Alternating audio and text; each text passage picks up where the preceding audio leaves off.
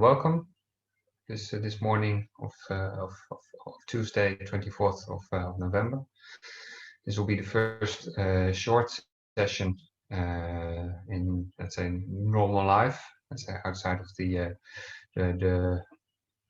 high intensity training week that we had last week.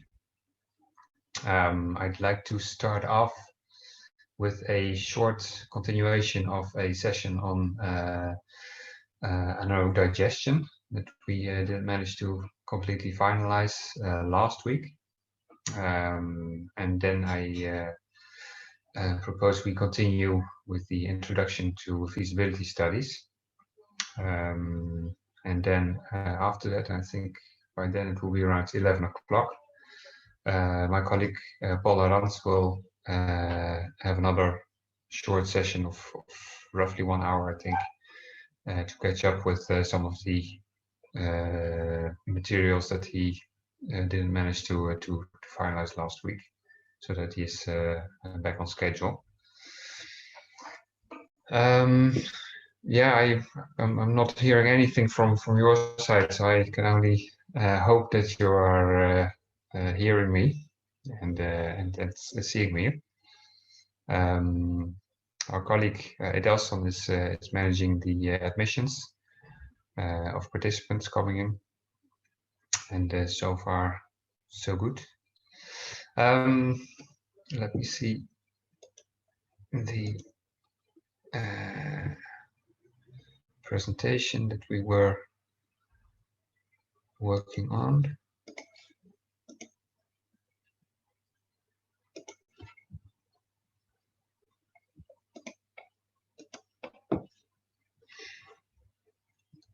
And I think we managed to get past the gasification part, and we had just started with anaerobic digestion. We had been looking here. I think we are here. I can maybe just restart from the top. Maybe that's easy. Just very quickly. Anaerobic digestion concerns the conversion of organic material into biogas. Biogas being a mixture of especially methane and carbon dioxide. It's a biochemical conversion process involving different steps. I won't go into too much detail. The diagram on the right gives an indication of different steps that are involved, and different types of bacteria are required to complete the conversion.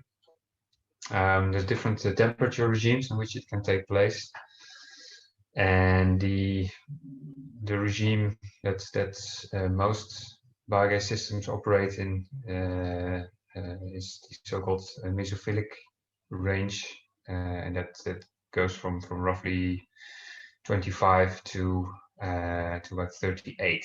It can go a bit higher and a little bit lower as well, but that is the typical operating range. Where the lower range is typically used by biogas systems in tropical areas that are not actively heated, so they are operating at let's say at ambient temperatures. What is important for anaerobic digestion is absence of oxygen, because some of the bacteria involved they do not withstand oxygen in their environment, and it needs to take place in a wet environment. On the one hand, because the process itself requires water, it's a deconversion. On the other hand, that's the environment for the bacteria that's required, and the evacuation of gas requires a moist environment. The process takes place in nature, in swamps, lagoons. You see them in landfills where organic materials are put. That's methane is produced, and in the stomachs of ruminants.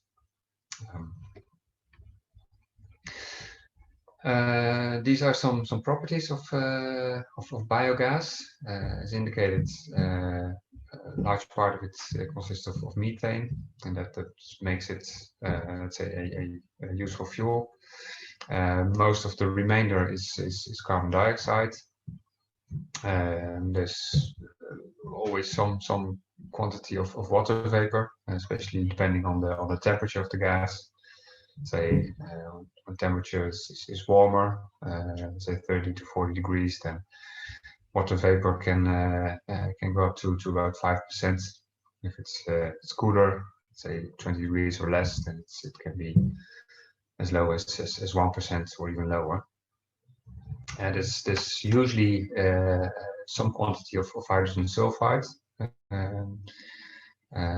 which can be very low in some cases of feedstocks containing small quantities of sulfur. Can also be very high, let's say thousands or 10,000s of parts per million, in case of, let's say, high sulfur containing substrates. The net caloric value directly depends on the methane content. Let's say it's basically the product of methane content and the net calorific value of methane. Density is comparable to that of air. It varies also with the ratio of methane and carbon dioxide. Let's say carbon dioxide being heavier than methane, a higher density. So gases with more carbon dioxide have a higher density. Explosion limits in air between 6 and 22%.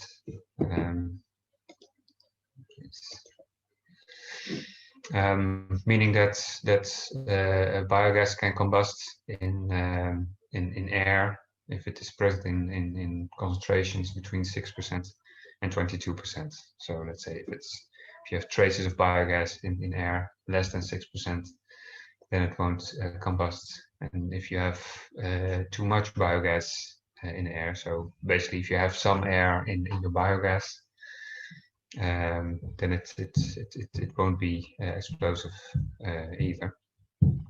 Ignition temperature typically between 650 and 750, also depending on the methane content.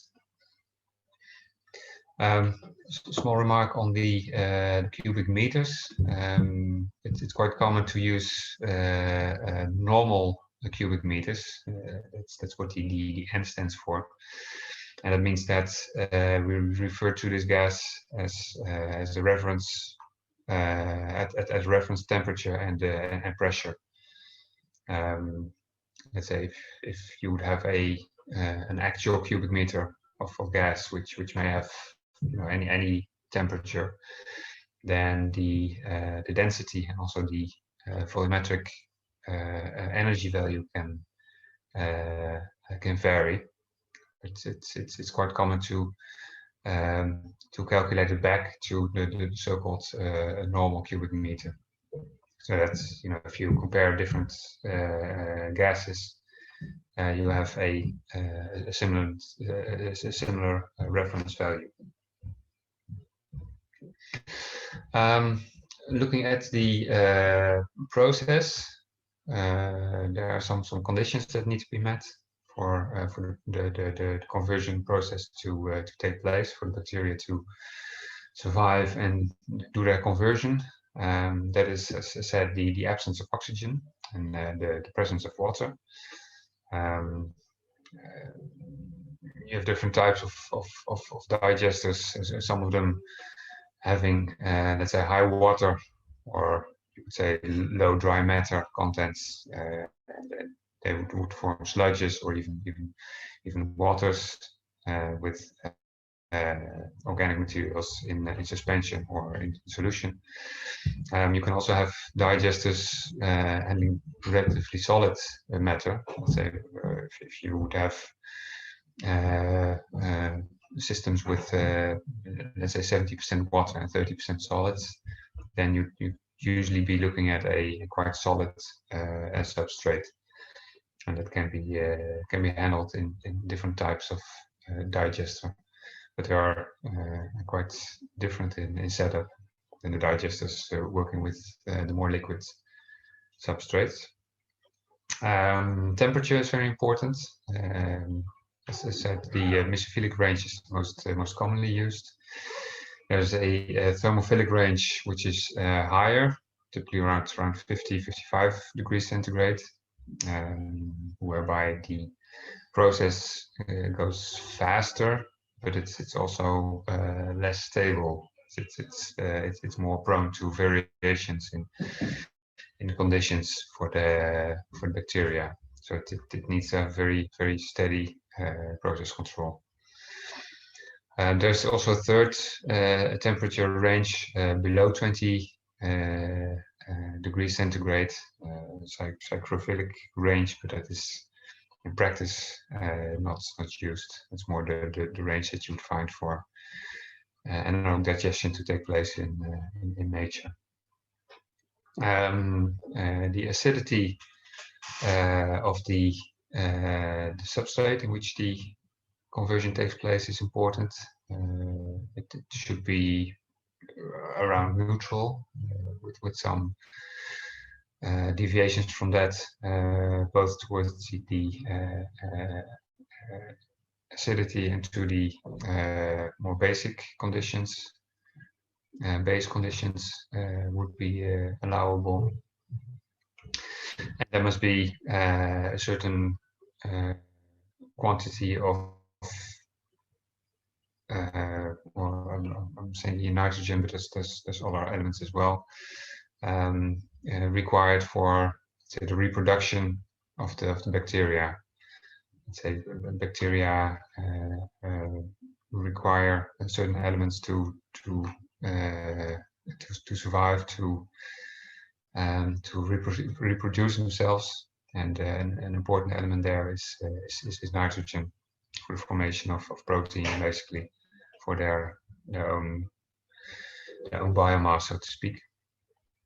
And it's usually expressed in a ratio of carbon to nitrogen, and that is an important parameter for feedstocks, which should be typically around 15 and 25, although of course somewhat higher and somewhat lower is possible as well. And similarly, there's an optimum for the amount of phosphorus in relation to nitrogen, approximately 5 times more nitrogen than phosphorus. And then there's a range of possible inhibiting factors that will reduce the activity of the bacteria, or basically kill them altogether. And that's, for example, ammonia that could be formed if there's too much nitrogen in the substrate.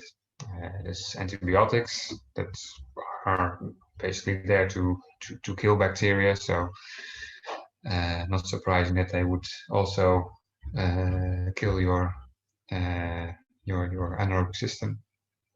There's heavy metals that have certain maximum limits, and well, if you dive into literature, there's some more factors that you can find that might be a bit more exotic. There's plenty of feedstocks that can be considered for anaerobic digestion. Livestock wastes are, let's say, a very classic type of waste. There's many small digesters, especially household digesters that run on livestock wastes around the world. You can also find slaughterhouse waste that can be used for the production of biogas. There's, let's say, organic waste from kitchens and markets. They're a bit less used because they usually need to be collected, and that makes it a bit more difficult, and the quality control is a bit more difficult.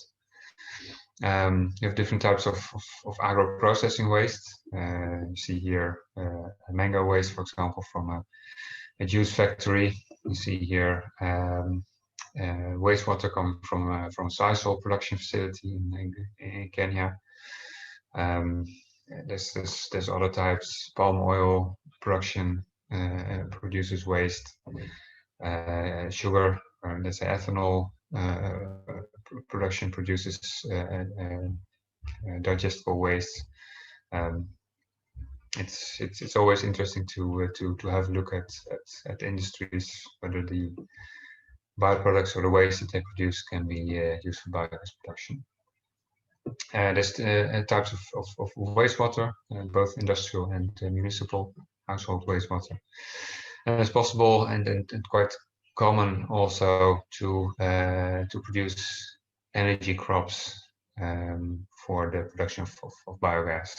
It's quite common in Europe, for example, and let's say also in Africa. There's digesters relying at least partly on crops that are produced for feedstock.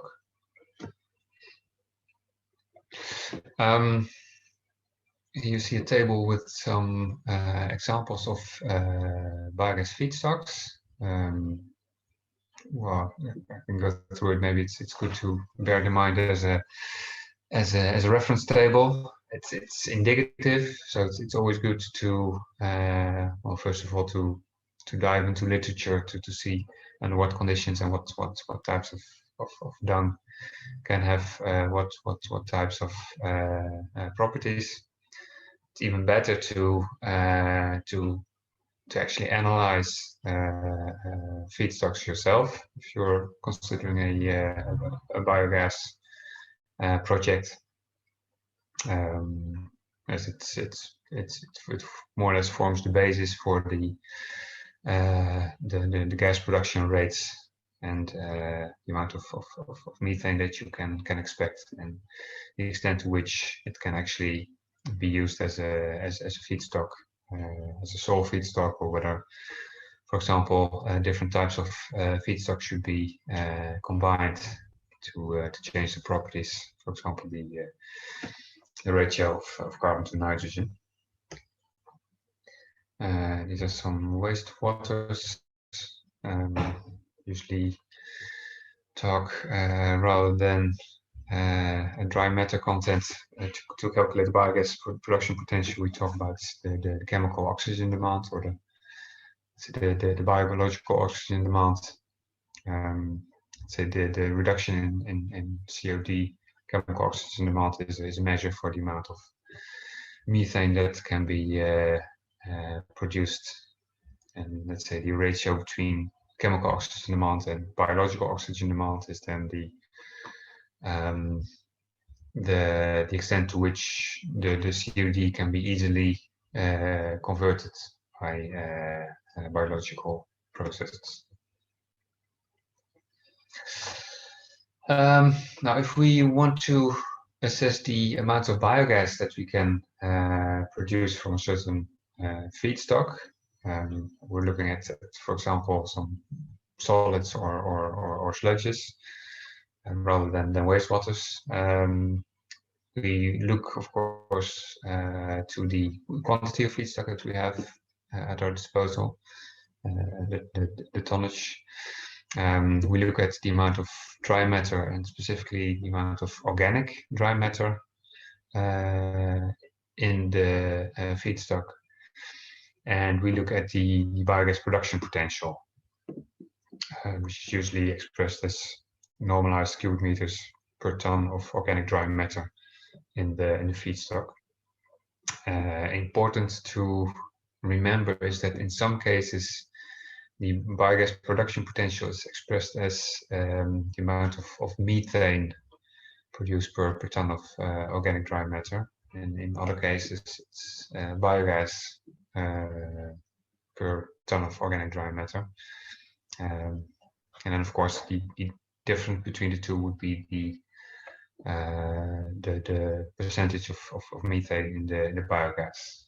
that allows them to be calculated from the one value to the other. And basically, you can use this formula containing the amount of feedstock, the dry matter content, the organic dry matter content, which is the percentage of organic material in the dry matter, and then the biogas production potential. And if you have an idea of the biogas production, then you can calculate how much electricity you could produce from it if you use it in a generator. And for that, you also need the net calorific value of the biogas, which, as indicated, depends on the methane percentage and the efficiency of the generator. I don't know if you remember the session about generators, but that depends very much on the scale and the loading rate of the generator. So if you have a big generator, then you have a let's say a high conversion efficiency, 40% and higher. But if you run it at a low loading rate, let's say less than 20 or 30% of its maximum capacity, then the efficiency will be significantly less than its maximum. I received the request from some participants for, let's say, more example questions. So I have one here.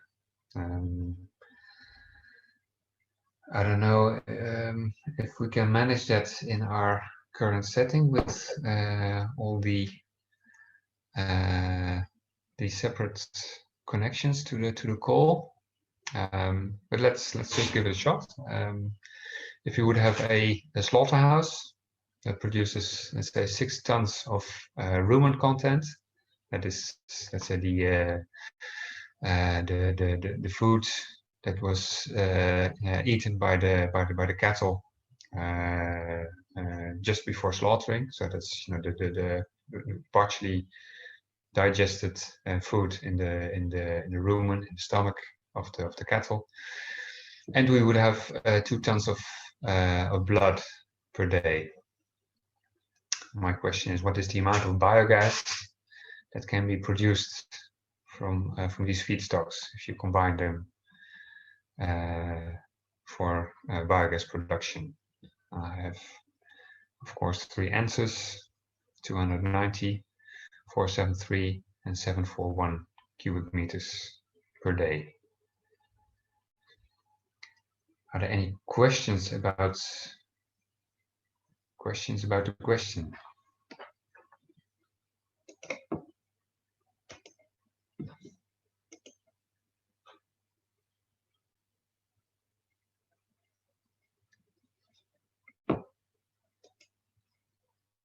None?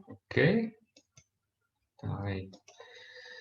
Shall we take a few minutes for you to start making some calculations?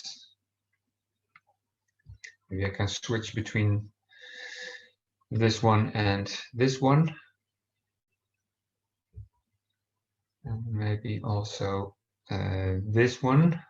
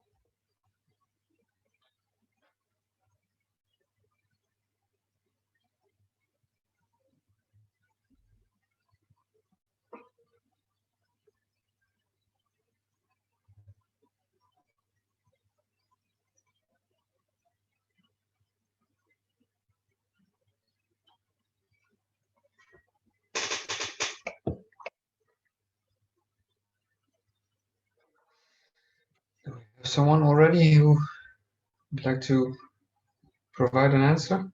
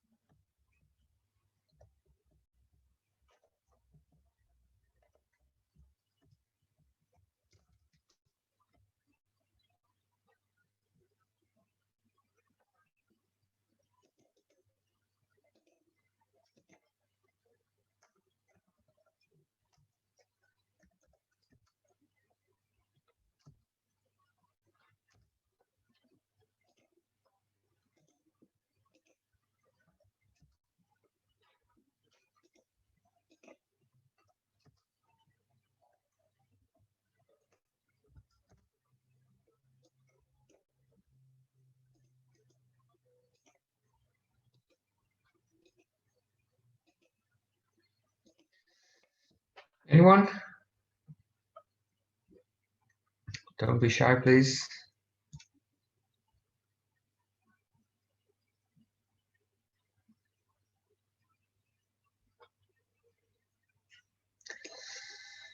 Well, I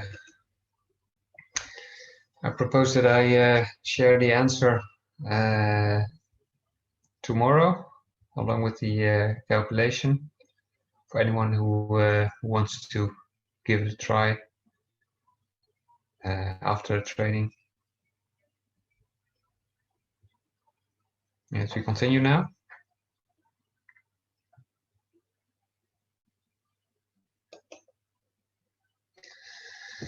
And I have another question. That is, what information would you require to calculate the amount of electricity that can be produced from the amount of biogas? Whether that is the gross calorific value and the generator capacity, the biogas methane content and the generator efficiency, or the biogas net calorific value and the generator efficiency. I don't know if anyone feels up to give their thoughts about this.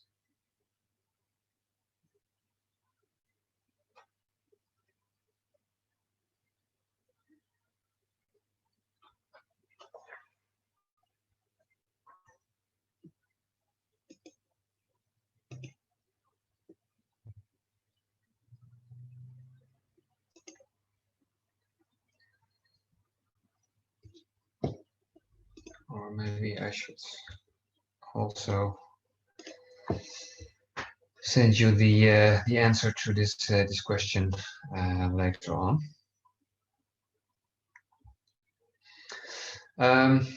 As said, with wastewater, we primarily look at the COD of the wastewater, specifically the amount of COD that can be removed by anaerobic treatment. Basically, every kilogram of chemical oxygen demand removed in an anaerobic process can produce roughly 0.3 cubic meters of methane. I should say methane. It says biogas here. It's actually methane. Theoretically, it would be 0.35, but it's a bit lower than that in practice. And of course, the total amount of COD removed depends on the quantity of wastewater and the amount of COD that it contains. We should take one step back. The COD is actually a measure of the amount of organic material contained in a wastewater. It's actually a measure of the amount of oxygen that is needed for the complete chemical oxidation of the organic material contained in the wastewater. So if you would have, for example, a wastewater with a COD of 10,000 milligrams of O2 per liter, then it would take that amount of oxygen to completely oxidize all of this organic material, regardless of the type of organic material. Sorry? Yes, Mr. Cesar? Yes, I already have the answer. I don't know if it's still necessary. Yeah, absolutely. Yes, please. To the first or the second question? The first one. First one. Good. Please go ahead. Yes, it's option B. Mm-hmm. Yes, how to calculate it. We have a formula. You can back the previous slide. Yes, we use this first formula. Mm-hmm.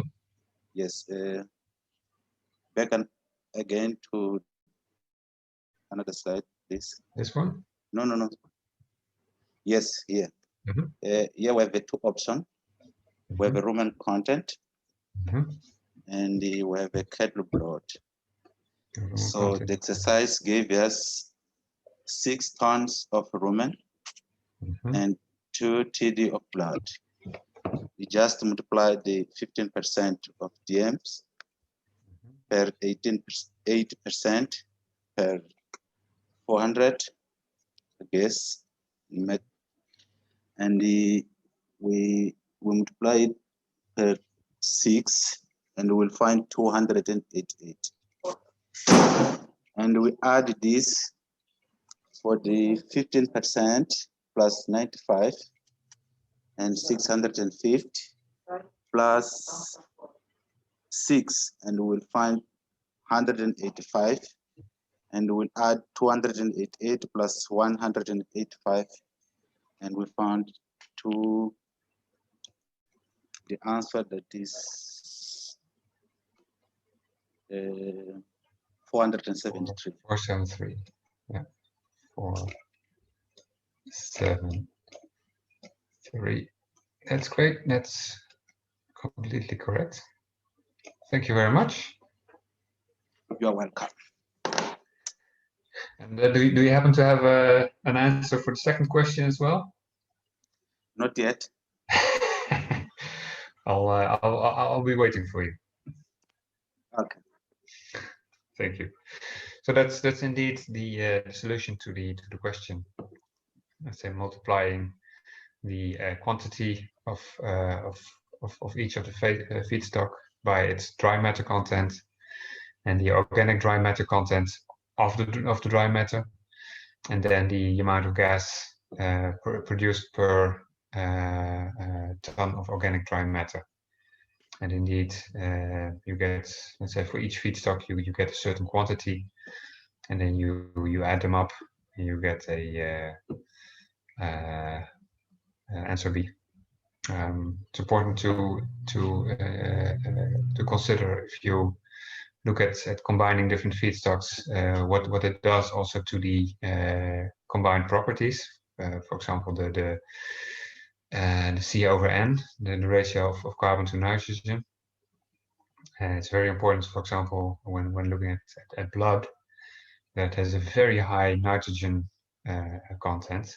The C over N is about 3, so that it's way too high. The nitrogen content or the CN is way too low for blood to be considered as a mono substrate, as we call it. So it would have to be combined with another substrate to sort of level out the low CN ratio, so that you get a mixture with an acceptable rate. Okay, let us go back.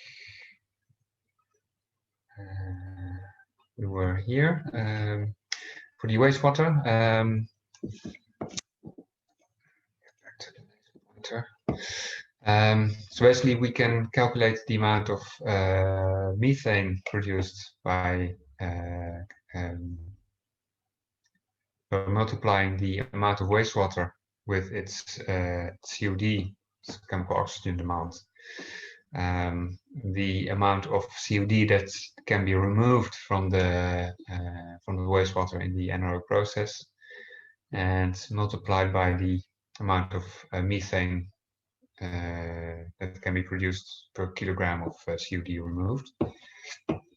We can then find the amount of biogas produced by dividing that number through the methane content, and again we can find the amount of electricity using this formula, the biogas, its NCV, and the efficiency of the generator. Looking at a biogas system, typical components include feedstock preparation. It could be sizing, sometimes storage, and mixing. Those are quite typical steps. We then have a digester, reactor, anaerobic reactor, in which the anaerobic conversion takes place. The biogas is produced. For the use of the biogas, in many cases we need to treat the gas, particularly removal of H2S is a very important step. In some cases we also need to remove some water vapor and other parts that could be in it, in order to protect the equipment for the utilization of the gas. That is the next step. That can be production of electricity and heat. Can also be upgrading to methane by removing the other substances in the biogas, primarily the CO2, so that you end up with a high methane containing gas, and it can be either injected in a gas grid, which is quite common in Europe. It can also be compressed to high pressures and put in bottles, or it could be liquefied, then used as liquefied biomethane. That would be by cooling, so getting it to very low temperatures, so that the biomethane liquefies, condensates. Usually also have a flare to combust all the biogas that cannot be used due to let's say insufficient capacity of the utilization train. Looking at the first step, feedstock pretreatment, storage, a very common storage method is so-called silaging. It's basically storing it under anaerobic conditions with a mild acid, so that it does not start converting to biogas during the storage period. We often see mechanical treatment, which is in most cases, let's say maceration, so the size reduction, getting it chopped up. Some cases, it can also be beneficiary to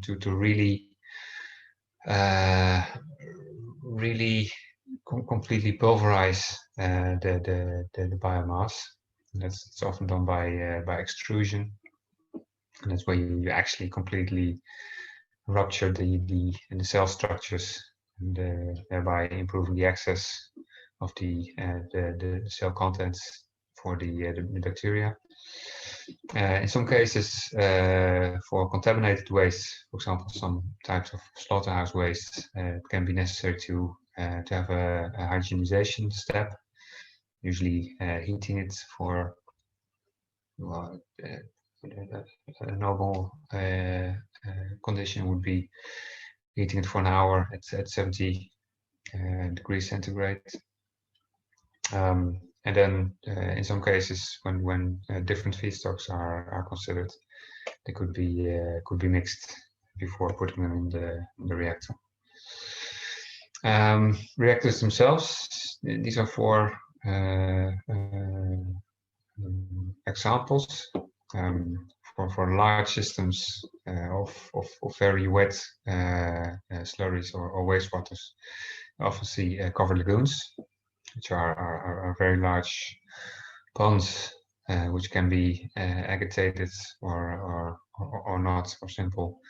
They can have an inner liner or not. They can be just dug out in the ground. But they always have a cover, quite commonly made in HDPE, high density propylethylene. And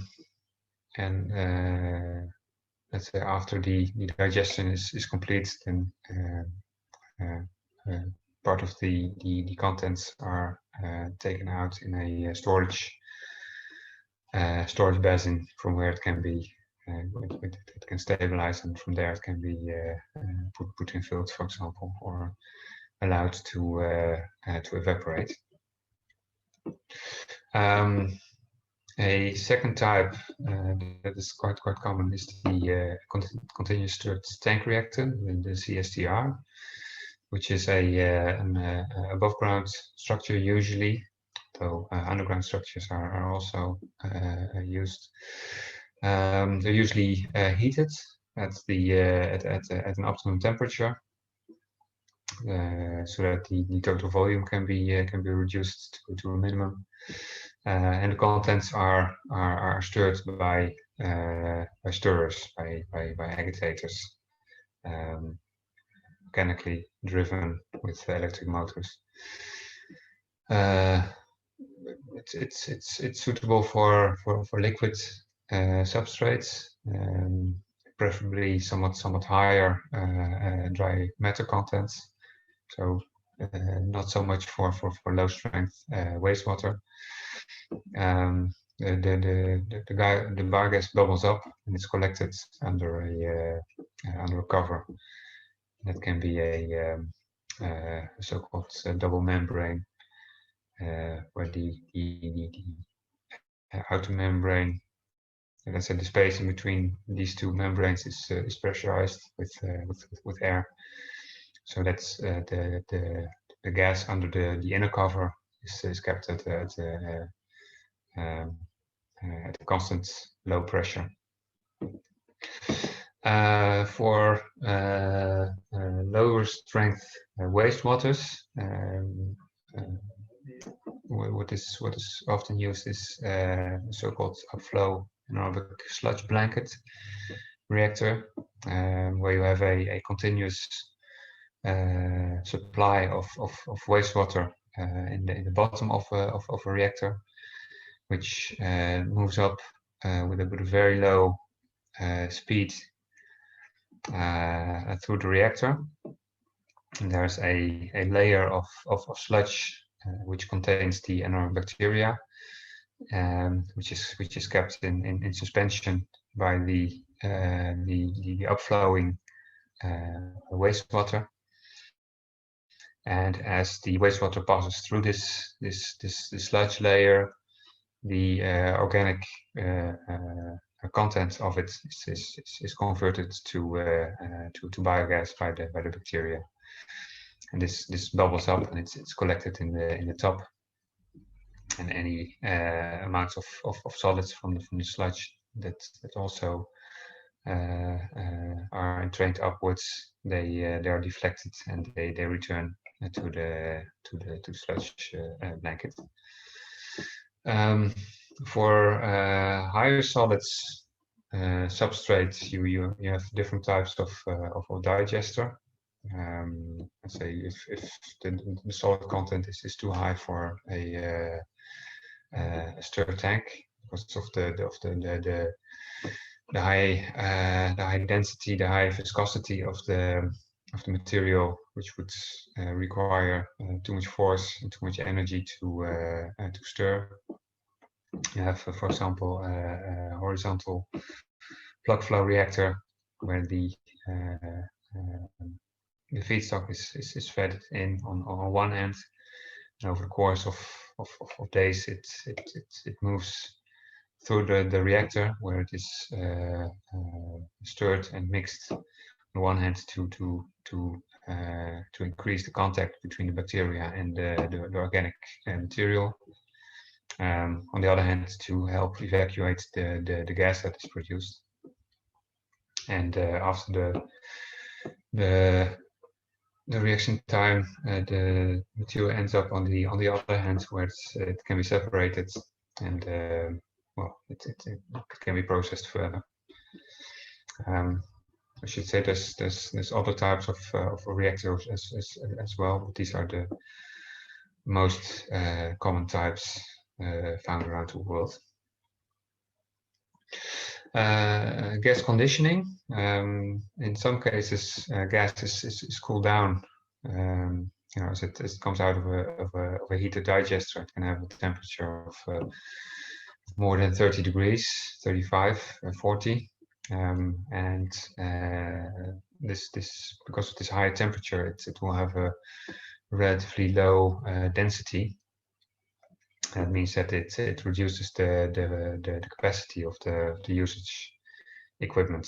For example, if you would have an engine and you would use warm gas in it, then basically its output capacity is reduced because the amount of fuel gas or biogas that can be taken in is less because of its low density. If we cool it down, then the density of the gas is reduced, and it also reduces the amount of water vapor, which reduces the risk of condensation in gas lines, and it increases the amount of, let's say, the relative amount of methane in the gas. Any quantities of ammonia are typically taken out with the condensating water.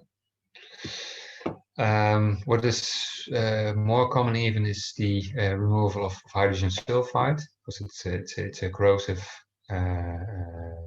substance, and especially after combustion, it forms sulfuric acid, which can, for example, in engines, it can get dissolved in engine oil, and it circulates through the engine.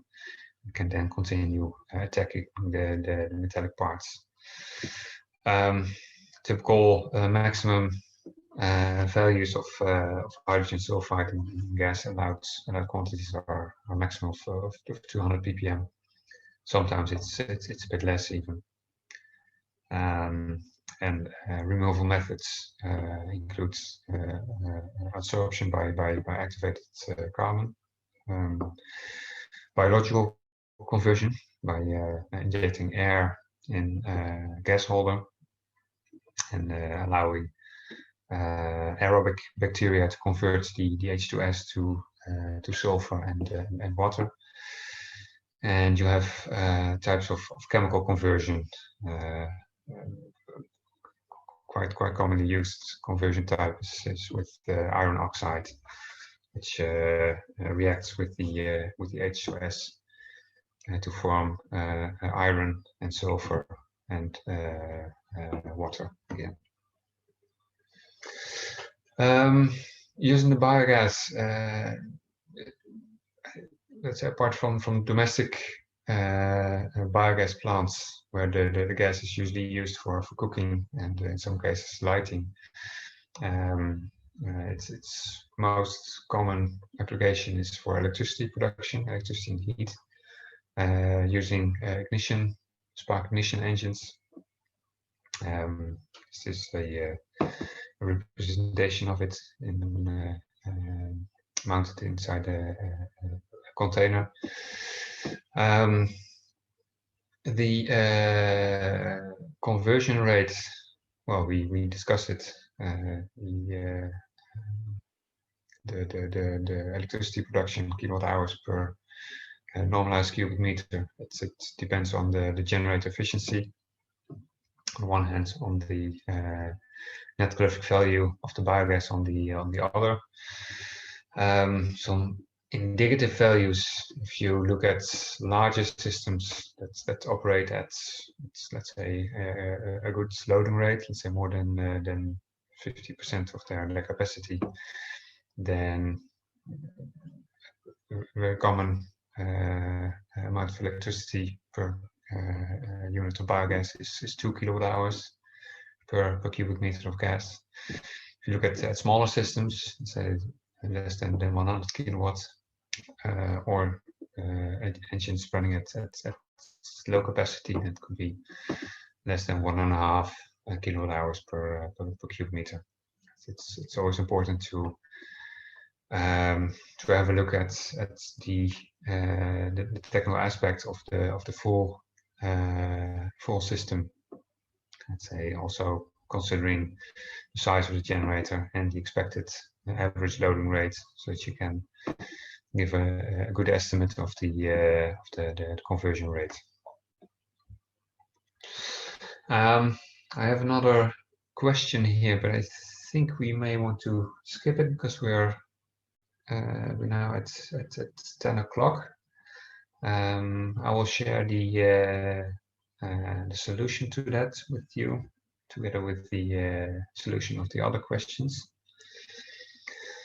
And I'll go further to heat production.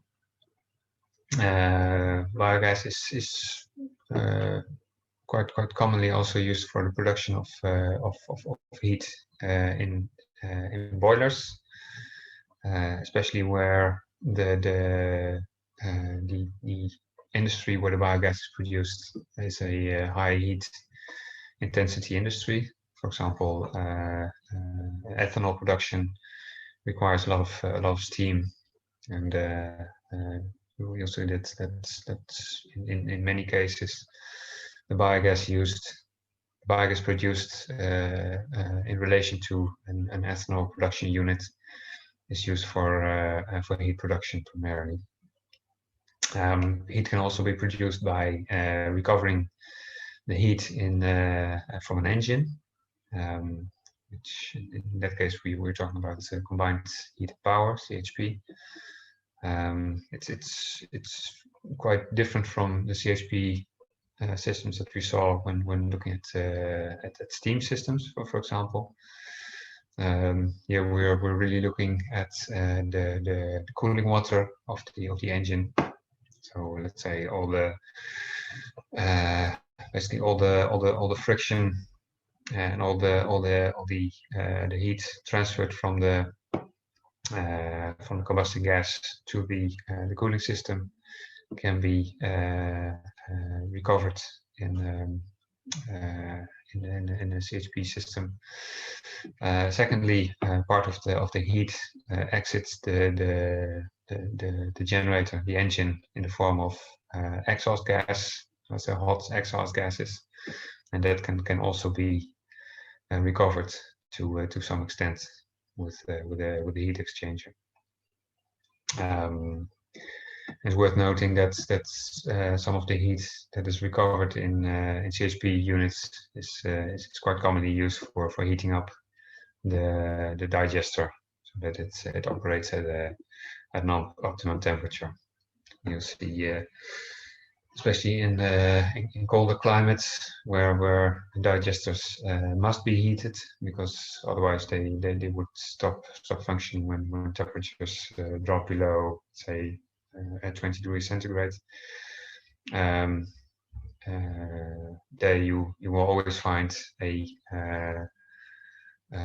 combination of a CHP unit producing electricity on the one hand and heat for heating the digester on the other. Other biogas application is biomethane production.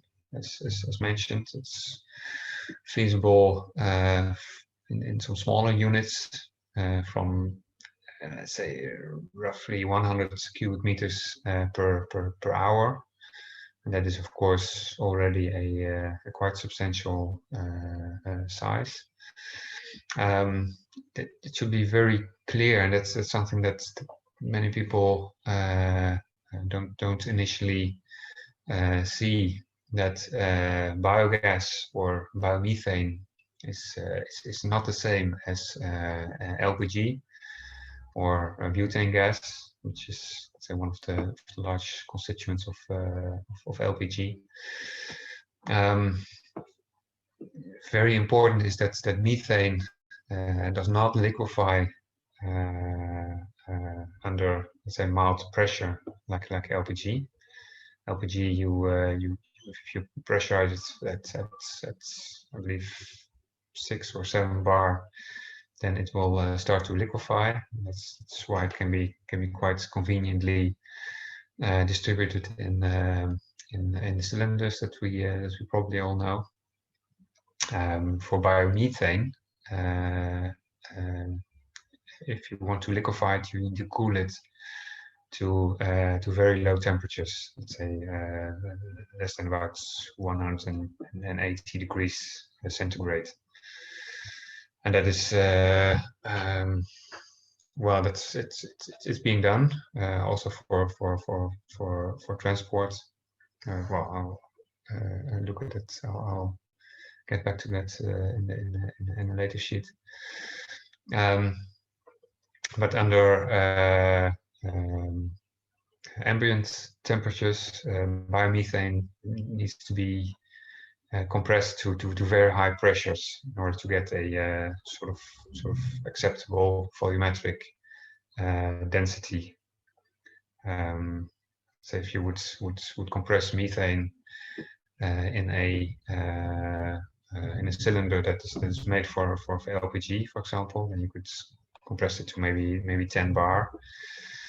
Then the amount of energy that you can store in such a cylinder is only a tiny fraction of what it would contain if it were filled with LPG. Say a normal household, for example, would need several cylinders of compressed of low pressure biomethane per day for just cooking. So that's not a practical option. Apart from that, this let's say the biogas, biomethane, and the LPG have other properties like different density, different heating values, different amounts of air needed for full combustion, stoichiometric consumption.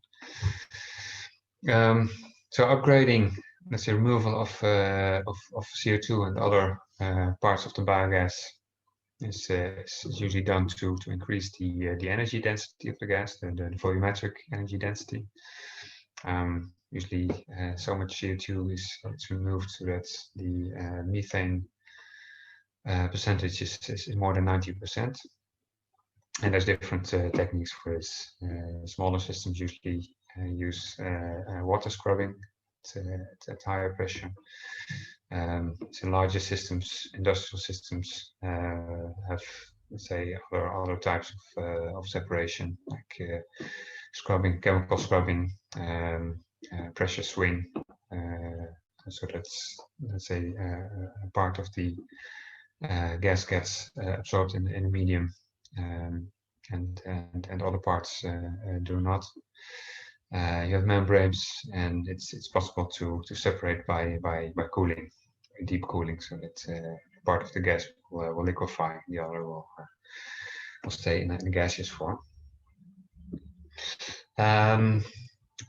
Options for distribution of biomethane, it's injection in the natural gas grid, which is quite common and becoming more and more common in Europe. The gas needs to meet the national specifications for the natural gas in order to be compatible. And then there's the compressed and the liquefied biomethane, as discussed.